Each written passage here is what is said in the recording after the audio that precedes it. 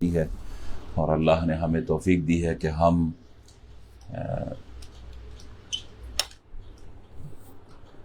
درس قرآن سننے کے لیے بیٹھے ہیں۔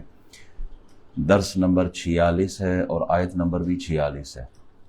الحمدللہ 46 دروس قرآن ہو چکے ہیں۔ آیت نمبر 46 میں، بلکہ اس سے پچھلی جو آیت ہے 45 میں، اللہ تعالیٰ ارشاد فرماتا ہے وَاسْتَعِینُوا بِالصَّبْرِ وَالصَّلَاةِ وَإِنَّهَا لَكَبِیرَةٌ إِلَّا عَلَى الْخَاشِعِینَ، اور صبر اور نماز سے مدد حاصل کرو، اور بے شک نماز ایک سخت مشکل کام ہے مگر ان عاجزی کرنے والوں کے لیے مشکل نہیں ہے۔ آیت نمبر 45 میں اللہ تعالیٰ صبر اور نماز کے وسیلے سے مدد مانگنے کا کہا گیا۔ یہ نماز بڑی بھاری لگتی ہے۔ وَإِنَّهَا لَكَبِيرَةٌ إِلَّا عَلَى الْخَاشِعِينَ، نماز بہت بھاری لگتی ہے لیکن ان لوگوں پر بھاری نہیں ہے جو خشوع کے ساتھ نماز ادا کرتے ہیں۔ آیت نمبر 46 میں اللہ ارشاد فرماتا ہے الَّذِينَ يَظُنُّونَ أَنَّهُمْ مُلَاقُو رَبِّهِمْ وَأَنَّهُمْ إِلَيْهِ رَاجِعُونَ، اور جو یہ یقین رکھتے ہیں کہ وہ اپنے رب سے ملاقات کرنے والے ہیں اور وہ اس کی طرف لوٹنے والے ہیں۔ خاشعین وہ لوگ ہیں جنہیں یقین ہے کہ انہوں نے اپنے رب سے ملنا ہے اور اس کی طرف رجوع کرنا ہے۔ ہم نے جانا کس کی طرف ہے؟ انا للہ و انا الیہ راجعون، ہم نے پلٹ کے اللہ کی طرف جانا ہے۔ ظن کے معنی ہوتے ہیں گمان، یقین بھی اسی معنی میں آتا ہے۔ تو یہاں جو الذین یظنون، یہاں جو ظن کہا گیا ہے اس سے مراد یقین ہے۔ جن کو یہ یقین ہو کہ اللہ تعالیٰ سے ملنا ہے، اسی کی طرف رجوع کرنا ہے، ان کے دل میں آٹومیٹکلی خشوع کی دولت پیدا ہو جاتی ہے۔ جنہیں یہ یقین ہے کہ میں نے مرنے کے بعد اللہ کے پاس جانا ہے، اللہ تعالیٰ کی طرف جانا ہے، تو جب وہ نماز پڑھتے ہیں تو خود بخود ان کی نمازوں میں خشوع کی دولت پیدا ہو جاتی ہے۔ اور دوسری بات یہ ہے کہ وہ لوگ جن کو یقین ہے کہ ہم نے اللہ کی طرف جانا ہے، وہ گناہوں سے بچنا، اللہ یہ دولت بھی انہیں عطا فرماتا ہے کہ وہ گناہوں کی طرف نہیں جاتے، گناہ سے وہ نفرت کرتے ہیں۔ ایک شخص کو اگر غالب گمان ہو کہ پیالے کے اندر زہریلا پانی ہے، اسے شدت کی پیاس لگی ہے، زہریلا پانی ہے، پیاس بھی شدت کی لگی ہے، وہ تکلیف برداشت کر لے گا لیکن اس پیالے کا پانی استعمال نہیں کرے گا، ایسے ہی ہے۔ اور اگر یہ غالب گمان ہو کہ پیالے کے اندر جو پانی ہے اس میں شفا ہے، شفا بھی ہے اور قوت کا باعث بھی ہے، تو اس کے کڑوا ہونے کے باوجود بھی وہ پانی پی لے گا۔ اسے پتہ ہے کہ یہ اس پانی کے اندر شفا ہے، کڑوا ہی صحیح ہے لیکن رزلٹ تو اچھا نکلے گا۔ اسی طرح نماز خشوع کے ساتھ پڑھنی چاہیے۔ آدمی جب خشوع اختیار کرتا ہے گناہ سے بچ جاتا ہے، خشوع جب اختیار کرتا ہے تو نماز میں اس کی جو کیفیت ہے وہ بدلنا شروع ہو جاتی ہے۔ بے شک مومن کامیاب ہو گئے، قد افلح المؤمنون الذین هم فی صلاتهم خاشعون، مومن کامیاب ہے۔ کون سا مومن؟ وہ جو اپنی نمازوں کے اندر گیڑ گیڑاتے ہیں، جو اپنی نمازوں میں روتے ہیں، جو اپنی نمازوں میں خشوع کے ساتھ ادا کرتے ہیں، وہ مومن کامیاب ہے کہ جب وہ نماز پڑھنے کھڑا ہو جائے نا تو اس کی توجہ اللہ کی ذات کی طرف ہوتی ہے۔ خشوع کے ساتھ نماز پڑھنے کا یہ مطلب ہے کہ دل میں بس اسی چیز کی طرف اس کا تصور ہو، تصور یک جانب ہو، یکسو ہو کہ وہ عبادت کر رہا ہو، دنیا دل سے نکال لے، خیالات کو منتشر ہونے سے بچا کر ایک رب کی طرف۔ اور جو نماز پڑھتا ہے نا اللہ اکبر، اب ساری دنیا سے کٹ گیا۔ تکبیر تحریمہ کا کیا مطلب ہے؟ وہ تکبیر ہے جو ساری چیزیں اپنے اوپر حرام۔ اب نماز میں کلام کر سکتا ہے، نماز میں کھانا کھا سکتا ہے، نماز میں گفتگو جائز ہے، کسی کے سلام کا جواب دے سکتا ہے، نہیں، ساری چیزیں اب حرام، اب نہیں، یہ چیزیں بند۔ اللہ اکبر الحمدللہ رب العالمین. اب تصور اس جملے پر ہو کہ ساری کی ساری تعریفیں، کائنات کی جتنی بھی خوبیاں ہیں، یہ سب کی سب کس کی طرف سے ہے؟ اللہ کی طرف سے. الرحمن الرحیم. رحمان وہ رحم والا ہے. الرحیم پر جب پہنچے تو یہ نہیں کہ اللہ تیری رحمت جو شروع ہوئی تو ختم ہو گئی، نہیں، الرحیم، یہ جو رحمت ہے یہ مسلسل جاری رہے گی ایمان والوں پر. مالک یوم الدین، وہ جو حساب و کتاب کا مالک ہے، اس دن اس نے حساب و کتاب لینا ہے. تو ساری نماز کو اسی طرح لو لگا کے محبت کے ساتھ وہ پڑھتا رہے، اس کے دل میں خشوع کی کیفیت خود بخود پیدا ہو جائے گی. اور جب نماز ٹھیک ہو جائے تو سارے کام ٹھیک ہو جاتے ہیں. جس آدمی کی نماز ٹھیک نہیں ہوتی سارے کام اس کے الجھے ہوئے ہوتے ہیں. جو آدمی واقعی نماز پڑھتا ہے، نماز کی بھی کیفیات ہوتی ہیں. غالباً حضرت ابو دردہ رضی اللہ تعالیٰ عنہ کی حدیث ہے، ابو داؤد میں بھی موجود ہے، نسائی میں بھی موجود ہے.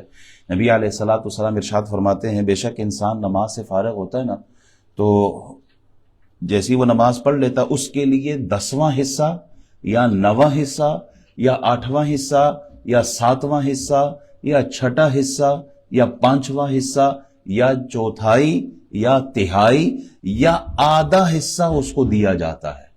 یہ پوری حدیث ہے. اب یہ کم کر کے کیوں ملتی ہے؟ کہا اس آدمی کا نماز کے اندر اخلاص اور خشوع کتنا ہے، اسی حساب سے اس کو نماز کا اجر دیا جاتا ہے. اللہ اکبر. دنیا کی دولت کی خاطر تو لوگ پہاڑ، جو بڑے بڑے پتھر آپ نے دیکھے ہوں گے لوگ توڑ رہے ہوتے ہیں، ایسے ہی ہے. بڑے بڑے مزدور آپ نے دیکھے ہوں گے 18 گھنٹے وہ محنت کر کے مال کماتے ہیں، لیکن جب 2 رکعت نماز کی بات آتی ہے نا، 2 رکعت نماز، تو جن کے لیے جو ایمان والے ہیں، جو خشوع خضوع والے، وہ تو تراویح میں پورا قرآن سن کے بھی کہتے ہیں کہ یار کاش رمضان چلتا ہی رہتا. اور کچھ ایسے بھی ہوتے ہیں جن کے لیے 2 رکعت بھاری ہو جاتے ہیں کہ 2 رکعت ختم کب ہونے ہیں، انہوں نے ختم کب ہونا ہے. شروع تو کر دی مولوی صاحب نے، ذرا تلاوت بھی کٹ کرو. اچھا اگر شروع کر بھی لینا تو بعض تو ایسے ہوتے ہیں کہ وہ نماز میں ہوتے ہی نہیں ہیں. فزیکلی وہ مسجد میں ہوتے ہیں، مینٹلی وہ اسٹل کاروبار میں ہوتے ہیں. ان کا دھیان جو ہوتا ہے وہ کہاں ہوتا ہے؟ کاروبار کی طرف ہوتا ہے. ان کا ذہن اللہ کی طرف نہیں ہے. الذین یظنون انہم ملاقو. اللہ اکبر. ملاقو، ملاقات، اردو کا لفظ ہی سمجھ لیں اس کو. جو یہ یقین رکھتے ہیں کہ وہ اپنے رب سے ملاقات کرنے والے ہیں اور وہ اس کی طرف لوٹنے والے ہیں. یہ صفت ہے ان لوگوں کی کہ جو خشوع خضوع والے ہیں وہ ایسی عبادت کرتے ہیں. دیکھیں احسان کیا ہے. جبریل امین آئے تھے نا حضور کے پاس، احسان کے بارے میں سوال کیا، یا رسول اللہ احسان کیا ہے؟ اور میں ان تعبد اللہ کأنک تراہ فإن لم تکن تراہ فإنہ یراک. عبادت ایسے کرو جیسے تم اللہ کو دیکھ رہے ہو. اگر اس منزل پر نہیں اور وہ کیفیت نہیں بن رہی تو یہ یقین کرو کہ اللہ تمہیں دیکھ رہا ہے. عبادت ایسی ہونی چاہیے. اللہ کے حضور جب کھڑے ہو تو یہ تصور کریں باقی دنیا سے کٹ کے کہ اللہ مجھے دیکھ رہا ہے، میرے اٹھنے کو دیکھ رہا ہے، میرے سجدے کو دیکھ رہا ہے، میرے رکوع کو دیکھ رہا ہے، میری تسبیحات وہ سن رہا ہے. سمع اللہ لمن حمیدہ. ہم جو کچھ پڑھتے ہیں نماز میں تصور یہ رکھیں کہ اللہ مجھے دیکھ رہا ہے، پھر دیکھیں کہ نماز کے اندر خشوع کیسے پیدا ہوتی. اور اللہ سے ملاقات یہاں کیا ہے اس آیت میں، جنہیں یہ یقین ہو کہ انہوں نے اللہ سے ملاقات کرنی ہے. اب اللہ سے ملاقات کرنے کے والے بھی 2 قسم کے لوگ ہیں. جانا تو سب نہیں ہے، چاہے کوئی چاہے یا نہ چاہے، مجبوری میں بھی رضا میں بھی جانا اسی طرف ہی ہے. اب حدیث کیا ہے؟ من احب لقاء اللہ احب اللہ لقاءہ. جو اللہ سے ملنے کا شوق رکھتا ہے اللہ اس سے ملنے کا وہ بھی اشتیاق رکھتا ہے. اور پھر فرمایا ومن کرہ لقاء اللہ کرہ اللہ لقاءہ. جو اللہ کو ملنا ناپسند کرتا ہے اللہ اس کو ملنا ناپسند کرتا ہے. تو ہم دیکھیں اپنی کیفیت کہ ہم جب اللہ سے ملاقات کا شوق ہے ہمیں یا نہیں ہے. تو اس کے ملاقات کے لیے دروازہ موت ہی ہے. پلٹ کے اللہ کی طرف جانا ہی ہے، اور وہ راستہ موت کا ہے۔ وہ ایک غلام کے لیے آتا ہے کہ وہ مسجد میں آیا نماز پڑھنے کے لیے، تو اس کا آقا جو تھا وہ باہر دروازے میں کھڑا تھا، تو غلام نے اندر ذرا، نوکر نے ذرا ٹائم زیادہ لے لیا اندر، تو کہتا ہوں بھائی تو آتا کیوں نہیں ہے باہر؟ میں سواریاں لے کے کھڑا ہوں، خچر لے کے کھڑا ہوں، اور تو اندر بیٹھا ہوا ہے۔ وہ کہتا ہے مجھے باہر آنے ہی نہیں دے رہا۔ کہتا کون تجھے باہر نہیں آنے دے رہا؟ مسجد تو خالی ہے، بندہ ہی کوئی نہیں۔ کہا وہی جو تجھے اندر نہیں آنے دے رہا، وہ مجھے باہر نہیں جانے دے رہا۔ تو اللہ سے ملاقات، یہ محبت تڑپ دل کے اندر ہونی چاہیے۔ ساری کائنات کے لیے ہم نے جگہ رکھی ہوئی ہے، لیکن اللہ کے لیے کوئی جگہ نہیں ہے۔ کوئی عمل ایسا ہو جو اللہ کے لیے ہو، اللہ بڑا راضی ہوتا ہے جب اس کے لیے کوئی کام ہوتا ہے۔ اللہ کی طرف لوٹ جانے کا احساس کیسے پیدا ہو، کیسے رہتا ہے یہ احساس؟ اپنی پیدائش پہ غور کریں ذرا کہ میں کیا ہوں، میں کس چیز سے پیدا کیا گیا، میں کس طرح تھا اور اب کیا ہوں، میں کس طرح تھا اور اب کیا ہوں۔ پیدائش سے لے کر آج تک یہ جو سفر جاری ہے، یہ طاقت کس نے دی ہے ہمیں، یہ رزق کس نے دیا ہمیں، یہ صحت کس نے دی ہے ہمیں، یہ اولاد کس نے دی ہے ہمیں، گھر بار کس نے دیا ہمیں؟ یہ سب کچھ دینے والا اللہ ہے۔ جو یہاں تک لے کے آیا ہے نا، اس نے یہی طریقہ کار اپنایا، وہی طریقہ کار بنایا۔ وہ کیا ہے؟ دادا آیا تھا چلا گیا، والد تھا چلا گیا، دادا چلا گیا، پردادا، جو بھی آیا تھا اس نے جانا ہی جانا ہے۔ تو یہ طریقہ کار اس نے ایک سیٹ کیا ہوا ہے کہ جو اس دنیا میں آ گیا، ہم سے جو پہلے لوگ تھے، اب وہ یہی مکان جس میں ہم رہتے ہیں، پتہ نہیں کتنے لوگوں کے نام ہوتا ہوتا ہوتا ہمارے پاس آیا ہے۔ 10 جنریشن اوپر جائے، پتہ نہیں یہ مکان کس کا تھا، 9 میں کس کا تھا، 8ویں میں کس کا تھا، آتے رہے، آپ تک پہنچا ہے، آپ چلے جائیں گے، آپ کے بعد یہ کسی اور کے نام پہ ٹرانسفر ہو جائے گا۔ تو ہمارا کیا ہے؟ کچھ بھی نہیں۔ انا للہ و انا الیہ، ہم نے پلٹ کے اللہ کی طرف ہی جانا ہے۔ کائنات پر غور کریں، مختلف اشیاء کے فنا ہونے سے لے کر موسم کے بدلنے تک، دن اور رات کا آنا جانا، یہ سورج کا طلوع ہونا، سورج کا غروب ہونا، ہر چیز انسان کو یاد دلاتا ہے کہ تم نے پلٹ کے اللہ کی طرف جانا ہے۔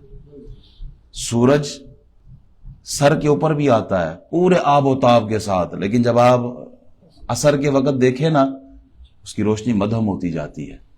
یہی انسان کو بتایا گیا ہے کہ انا للہ و انا الیہ راجعون، پلٹ کے اسی کی طرف جانا ہے۔ قرآن مجید کی تلاوت کرنے سے اور اس میں غور و فکر کرنے سے اللہ کی طرف لوٹ جانے کا احساس بیدار ہوتا ہے۔ قرآن کی تلاوت، اچھا موت کو کثرت سے یاد کرنا، جو دن میں 20 دفعہ یاد کرتا ہے اس کو شہادت کا مرتبہ دے دیا جاتا ہے۔ اور پھر فرمایا کثرت سے انا للہ و انا الیہ راجعون جو پڑھتا ہے، اس کو یہ احساس بیدار رہتا ہے کہ میں نے اللہ کی طرف پلٹ کے جانا ہے۔ آیت نمبر 47 میں اللہ کریم ارشاد فرماتا ہے، یا بنی اسرائیل اذکروا نعمتی التی انعمت علیکم وانی فضلتکم علی العالمین۔ میں نے پہلے بھی اس پہ کلام کیا تھا۔ بنی اسرائیل، اس کا مطلب کیا ہے؟ بنی کا مطلب اولاد ہے، اسرا کا مطلب بندہ ہے، ایل عبرانی زبان میں اللہ کو کہتے ہیں۔ تو اللہ کے بندے کی اولاد، یعنی یعقوب علیہ السلام کی اولاد، اے یعقوب علیہ السلام کی اولاد، یا بنی اسرائیل اذکرو، یاد کرو۔ یہاں اذکرو بمعنی اشکرو ہے کہ شکر ادا کرو، کس چیز پر؟ نعمتی التی انعمت علیکم وانی فضلتکم علی العالمین، اے اولاد اسرائیل، میری اس نعمت کو یاد کرو جو میں نے تم کو عطا کی، اور بے شک میں نے تم کو اس زمانے کے سارے لوگوں پر فضیلت دی تھی۔ یہاں نعمتوں کو یاد کرنا، نعمتوں پر شکر ادا کرنا ہے۔ کچھ نعمتیں باطنی ہیں، کچھ نعمتیں ظاہری ہیں۔ باطنی نعمتوں میں یہ کہ اللہ تعالیٰ نے جناب یعقوب علیہ السلام کی اولاد میں عیسیٰ علیہ السلام تک 4000 پیغمبر مبعوث فرمائے ہیں۔ ایک نبی اگر کسی قوم میں آ جائے نا تو اس قوم کا سر فخر سے بلند ہوتا ہے، اللہ کا نبی ہمارے قوم میں۔ تو جس قوم میں 4000 اللہ کے نبی ہو ان کی فضیلت کا عالم کیا ہوگا۔ تورات، زبور، انجیل جیسی آسمانی کتابیں اللہ تعالیٰ نے اس قوم کو عطا کی تھی، بنی اسرائیل کو۔ ظاہری نعمتیں یہ ہیں کہ اللہ تعالیٰ نے ان کو بادشاہت عطا فرمائی۔ جناب یوسف علیہ السلام مصر کے بادشاہ رہے، جناب داؤد علیہ السلام خلیفۃ اللہ فی الارض، یہ ٹائٹل ان کے پاس ہے۔ جناب سلیمان علیہ السلام پوری کائنات، پوری دنیا کے وہ بادشاہ رہے، بڑی بڑی ان کو بادشاہتیں ملی ہے، اور بڑے بڑے اولیاء کاملین ان میں گزرے ہیں۔ نعمت سے مراد کون سی نعمت ہے جو بنی اسرائیل کو دی گئی ہے؟ اس بارے میں علامہ ابو منصور ماتوریدی رحمۃ اللہ علیہ وہ فرماتے ہیں کہ پہلا احتمال یہ ہے کہ اللہ تعالیٰ نے ان لوگوں کو ہر قسم کی نعمت سے نوازا گیا کہ ان سے پہلے کسی کو بھی یہ نعمتیں نصیب نہیں ہوئی۔ غالباً سورہ مائدہ کی آیت نمبر ہے 20، وَآتَاكُم مَّا لَمْ يُؤْتِ أَحَدًا مِّنَ الْعَالَمِينَ، اور تمہیں وہ کچھ بخشا جو جہانوں میں کسی ایک کو بھی نہیں ملا۔ اللہ تعالیٰ نے وہ کچھ دیا کہ کسی کو نہیں دیا۔ اسی آیت کی تفسیر میں لکھا گیا ہے کہ ان کے جو ملابس تھے نا، ملبوسات جو کپڑے ہوتے ہیں، یہ ان کے قد بڑھنے کے ساتھ ساتھ ان کے کپڑے بھی بڑھ جاتے تھے۔ ہمیں تو بنوانے پڑتے ہیں نا، ایسے ہی جو قد بڑھتا جاتا ہے ہم کپڑے بدل لیتے ہیں، ان کے کپڑے ان کے حساب سے بڑھتے جاتے تھے۔ اچھا، ہم اگر کپڑا کوئی 10 بار پہنے تو 11ویں بار وہ پرانا ہی ہو جاتا ہے، ان کے کپڑے پرانے ہی نہیں ہوتے تھے، نئے رہتے تھے۔ میلہ ہونے کا تو تصور بھی نہیں ہوتا تھا کہ ان کے کپڑے کوئی میلے ہو جائے۔ کیسی کیسی نعمتیں اللہ نے ان کو دی ہوئی تھی۔ پھر دوسرا احتمال فرماتے ہیں کہ جناب لکھا ماتوریدی رحمۃ اللہ علیہ نے کہ اس سے مراد آل فرعون سے نجات ہے۔ غالباً اگلی آیت میں بھی آ رہا ہے، وَإِذْ نَجَّيْنَاكُم مِّنْ آلِ فِرْعَوْنَ، کہ اللہ تعالیٰ نے آل فرعون سے ان کو نجات دے دی، جو ظالم لوگ تھے اللہ نے ان سے ان کی حفاظت فرمائی۔ تیسرا احتمال اکناف عالم میں ان کی فضیلتوں کا چرچا ہونا، وَأَنِّي فَضَّلْتُكُمْ عَلَى الْعَالَمِينَ، جو آیت کا آخری حصہ ہے، بے شک میں نے ہی تمہیں فضیلت دی تمام جہانوں میں۔ دیگر نعمتیں بھی ان کو بہت ملی ہیں، وہ دریا کا ہٹ جانا، خشک ہو جانا، من و سلوا کا اترنا، پتھر سے پانی کا جاری ہو جانا، جہاں یہ جاتے تھے آسمان پر جو تھا وہ بادل ان کے سروں پہ آ جاتا تھا۔ ایسی ایسی نعمتیں ان کو اللہ نے دی ہیں، بہت سارے معجزات ملے ہیں۔ اس آیت میں یا بنی اسرائیل، اس آیت کی ابتدا دیکھیں نا، اللہ تعالیٰ نے ان لوگوں کو بنی اسرائیل کہہ کر پکارا ہے۔ اس میں ایک اس جانب اشارہ ہے کہ تمہارا باپ بہت بڑا آدمی تھا، یعقوب علیہ السلام، وہ اللہ کا بندہ تھا، وہ اللہ کے احکامات، اس کی طرف سے جو آرڈر ملتے تھے ان کو اپناتا تھا۔ تو ان کو بھی اشارہ ہے کہ تم بھی اپنے باپ کے بتائے ہوئے راستے پر چلو۔ یا بنی اسرائیل، بنی اسرائیل پر ہونے والا پہلا انعام وہ ایمان ہے۔ ایمان کی دولت اللہ نے انہیں عطا فرمائی۔ جس وقت باقی قومیں اس وقت کفر و شرک کے تاریکیوں میں بھٹک رہے تھے نا، تو اللہ نے ان کو ایمان کی دولت عطا فرمائی تھی، اور بنی اسرائیل کو اپنے زمانے میں تمام جہانوں پر فضیلت دی تھی۔ اپنے زمانے میں ان کا جو ٹائم چل رہا تھا اس وقت سارے جہانوں میں فضیلت والے کون تھے؟ بنی اسرائیل۔ مگر جب انہوں نے انبیاء کا راستہ چھوڑ دیا، انہوں نے اللہ اور نبیوں کے بتائے ہوئے طریقے کو، راستے کو، ان کے احکامات کو فراموش کیا، تو پھر ان کی اس غفلت کی وجہ سے جو وجہ شرف تھا، جو فضیلت تھی، وہ بھی چھین لی گئی، وہ بھی ختم کر دی گئی۔ پھر اللہ تعالیٰ نے فرمایا اب محمد الرسول اللہ تشریف لائے ہیں، اب جو ان کا کلمہ پڑے گا، کنتم خیر امت اخرجت للناس، امتوں میں جو سب سے فضیلت والی امت ہے، ساری امتوں میں سب سے بلند تر جو امت ہے وہ امت محمد عربی صلی اللہ علیہ وسلم ہے۔ تو معلوم ہوا شرف، احترام، عزت یہ ایمان سے قائم رہتی ہے۔ ایمان ہے تو سب کچھ ہے، اور اگر بے ایمان ہو گئے تو جو عزت تھی وہ ختم ہو جاتی ہے۔ دعوت ایمان دی گئی ہے ان آیتوں میں۔ نوح علیہ السلام کا جو بیٹا تھا کنعان، اگرچہ وہ نبی کا بیٹا تھا لیکن نبی کا نہیں تھا، یعنی ان کا کلمہ نہیں پڑھ رہا تھا، تو وہ غرق ہوا کہ نہیں ہوا، برباد ہوا کہ نہیں ہوا۔ تفسیر نعیمی میں ایک جملہ لکھا ہے مجھے بڑا پسند آیا، وہ کہتے ہیں صرف سمجھانے کے لیے، ذہنوں میں بٹھانے کے لیے یہ عقیدہ، وہ کہتے ہیں کہ دیکھیں فرسٹ کلاس ڈبہ اگر انجن کے ساتھ کٹ جائے، اس کا تعلق ختم ہو جائے، منزل پہ نہیں پہنچ سکتا۔ بات سمجھ آ رہی؟ فرسٹ کلاس ڈبہ ہوگا، وہ 5 سٹار آپ دے دیں اس کو، بہت کچھ ہوگا اس کے اندر، لیکن وہ منزل پہ نہیں پہنچا سکتا، وہ راستے میں ہی رک جائے گا۔ کیوں؟ انجن سے تعلق ختم ہو گیا۔ اور دوسری طرف کہتے ہیں تھرڈ کلاس ڈبہ ہو، انجن سے جڑا ہوا ہو، بیچ راستے میں نہیں چھوڑے گا، توڑ منزل تک لے کے جائے گا۔ گناہگار ہو، خطاکار ہو، سیاہ کار ہو رسول اللہ کا عاشق، منزل پہ ضرور پہنچے گا۔ بڑے سے بڑا وہ مولوی ہو، بڑے سے بڑا دنیا دار ہو، سرمایہ دار ہو، رسول اللہ سے تعلق ٹوٹ گیا، وہ منزل پہ نہیں پہنچ سکتا کبھی۔ صوفیاء فرماتے ہیں کہ جس شاخ کا تعلق جڑ کے ساتھ قائم ہو نا، اسی شاخ پہ پھل اور پھول نظر آتے ہیں۔ شاخ جڑ سے تعلق کٹ جائے وہ کبھی پھل اور پھول نہیں دے سکتا۔ بنی اسرائیل میں بڑے بڑے لوگ ہیں، آصف بن بقیہ جیسا ولی کامل گزرا ہے، اصحاب کہف جیسے بزرگ ترین لوگ بنی اسرائیل میں گزرے، حضرت بی بی مریم سلام اللہ علیہا بنی اسرائیل میں، اب نہیں ہے وہاں پر۔ کیوں؟ وہ تعلق کٹ چکا ہے۔ اب ان میں کوئی ولی، کسی کو کوئی ولی نظر آیا اس قوم میں؟ اب نہیں نظر آیا۔ کیوں؟ ان کا تعلق کٹ چکا۔ اب ولی کس میں؟ اب حضور غوث اعظم اس امت میں نظر آتے ہیں۔ داتا علی حجویری ہو، خواجہ اجمیری ہو، قلندر ہو 7 کا، یا مجدد الفسانی ہو، یا امام احمد رضا ہو، وہ سارے کے سارے اللہ والے اب اس امت میں ہے۔ کیوں؟ اس لیے کہ ان کا تعلق رسول اللہ سے ہے، ان کا غلامی کا جو رشتہ ہے وہ رسول اللہ صلی اللہ علیہ وسلم سے ہے۔ آیت نمبر 48 ٹائم ہے؟